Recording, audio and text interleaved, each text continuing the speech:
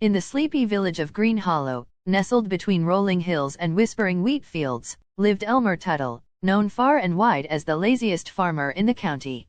Elmer's farm was a patchwork of neglect, fences sagged, crops grew wild, and his barn leaned so precariously it seemed one strong breeze might topple it. Yet Elmer, with his straw hat tilted over his eyes and a hammock strung between two apple trees, was content to nap through the seasons. "Work's for folks who don't know how to rest," Elmer would say, sipping lukewarm lemonade while his neighbors toiled.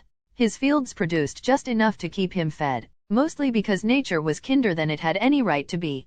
Weeds grew alongside wheat, but somehow, a few bushels always made it to market. His cow, Daisy, wandered freely, munching whatever she pleased, yet still gave milk.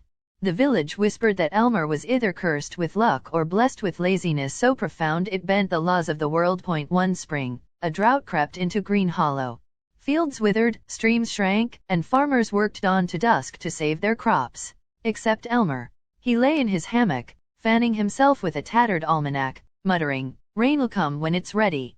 His neighbors, red-faced and sweaty, cursed his name as they hauled buckets from the dwindling creek. "Elmer Tuttle, you'll starve come winter," shouted Martha Grimsby, whose own fields were turning to dust. Elmer yawned. "Starvin's a problem for future Elmer. Present Elmer's got shade and a breeze." But the drought worsened. By midsummer, the village faced ruin.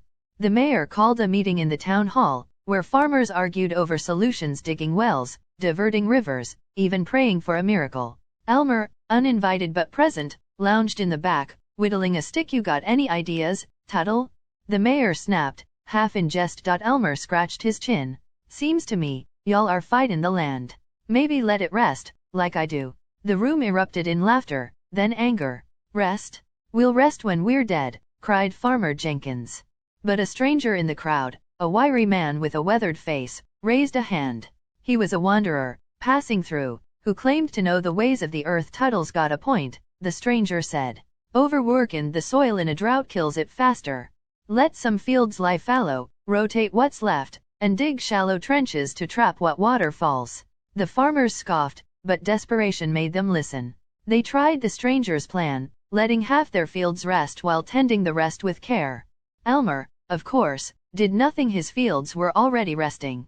By autumn, a modest rain returned, and the village's crops, though sparse, survived. Elmer's farm, untouched by effort, yielded just enough to fill his pantry. The stranger's visit sparked a change. Farmers began to notice Elmer's land. His soil, never overworked, held moisture better than theirs. His wild crops, mixed with weeds, resisted pests that ravaged tidy fields. Daisy, free to roam, was healthier than penned livestock.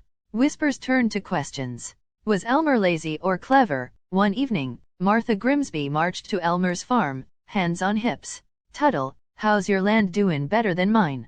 Elmer, rocking in his hammock, grinned. "I don't fight the earth, Martha. I let it do what it wants. Work less, trust more." Martha, skeptical but curious, tried his approach.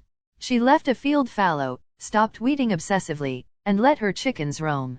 To her shock, her yields improved the next season. Others followed, and Greenhollow began to change. Farmers worked smarter, not harder, blending Elmer's laziness with their diligence. The village prospered, and Elmer, still napping, became an unlikely hero. Years later, when a new drought threatened, the village didn't panic. They remembered Elmer's way. The lazy farmer, now gray and still hammock-bound, watched his neighbors thrive. "Told ya," he'd say, tipping his hat. And Greenhollow, forever changed.